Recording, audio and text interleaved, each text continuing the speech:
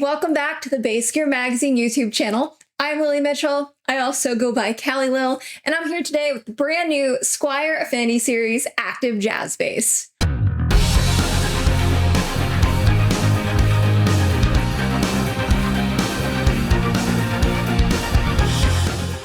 Right away, I am super impressed with how Fender has upgraded the Squier Affinity series.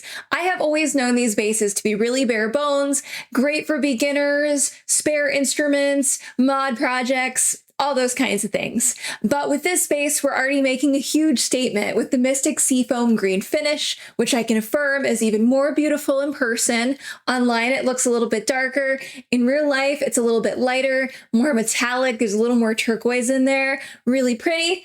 And then this fretboard, this fingerboard, is Indian Laurel with perloid block inlays, which I'm a big fan of inlays, and I love the 70s flair that this gives. It adds a lot of class and style to this instrument. It's also definitely a design first for Squier by Fender Affinity Series. The first time, as the name reveals, we have active electronics in Affinity Series bass, which is super duper cool, giving us much more tonal flexibility than before, but still packaged accessibly for maybe newer players who might be finding their first bass. The reason why I say more accessible is that these do not function as two volume knobs. You are not getting two independent volume controls for your pickups. You're getting a master volume, a pickup blend, and then the active 9-volt preamp, 2-band, bass boost and cut, treble boost and cut. I understand how this could be seen as being a little bit tonally limiting in a jazz bass if you're more traditionally used to having two volume knobs. I think it'll really come down to a matter of player preference, but at the entry-level price point, I imagine most players who are drawn to this instrument would find a happy balance in the controls that are concisely grouped here. And so now for the really exciting part, we have the playtest. To keep things clean and straightforward, I ran everything through a Line 6 studio amp and cab model into my DAW. I decided to cover a wide range of genres and settings on the bass because I know that jazz basses are generally just played everywhere. So let's hear it. Oh, and before we jump in, if you want the deep dive, definitely go read my article on bassgearmag.com.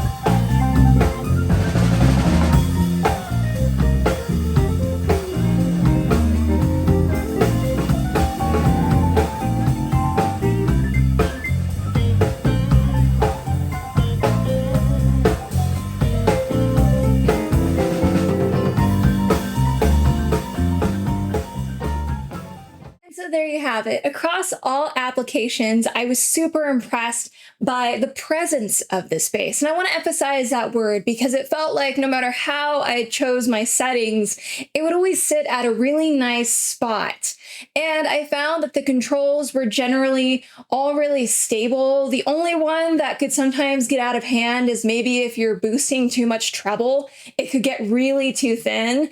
And you want to be careful with that one, especially if you're blending more towards the bridge. But beyond that, every setting did exactly what I expected it to do, and I would prefer to put my master volume at 100, choose my pickup blend based on the overall vibe, and then compensate and supplement using the active preamp. And the fact that this preamp is strong enough to do that is a huge plus. Now, in addition to having really reliable, great sounding electronics, we also have fantastic physical handling of this bass. It is exactly what you would expect from a jazz bass. We have the 1.5-inch nut width, nice, sleek, contoured offset body. Everything is really slim and fast. And it had a nice out-of-the-box factory setup. It did have a medium action, which was maybe a little on the higher side for me, but I really like a low action. So in general, it would be totally playable out of the box for most players. It's also extremely lightweight. It weighed in at only 8.4 pounds, which is a huge plus. I like my basses light, but I also think it's critical for jazz basses because they can become extremely heavy and boat anchor-like if they are too weighty. And so overall, this is a huge step up and leap forward for the Squier by Fender Affinity series. I am so pleased at how these basses have been elevated. I feel that they are much more competitive with the beloved, all-passive Squier Classic Vibe line. I have loved every one of those basses that I've tried, and I feel like this Affinity Series ActiveJazz Bass is a really close rival, and it's offering something new and different with its active electronics. As for the type of player who could benefit from this bass, the beauty is that I think everybody could. There's beginners who are going to use this bass and take it with them through all their studies and their gigs, and it would be a wonderful, fine gateway into the Fender fam, but also seasoned pros can find lots of assets in this instrument as well. Hope you enjoyed. I would love to know your thoughts and how this bass could serve you in your music and what you think about these new active electronics in the Squier Affinity series. And don't forget to like, comment, and subscribe, and maybe even go over to bassgearmag.com to read my review. All that good stuff, and I can't wait to see you in the next one. Bye-bye!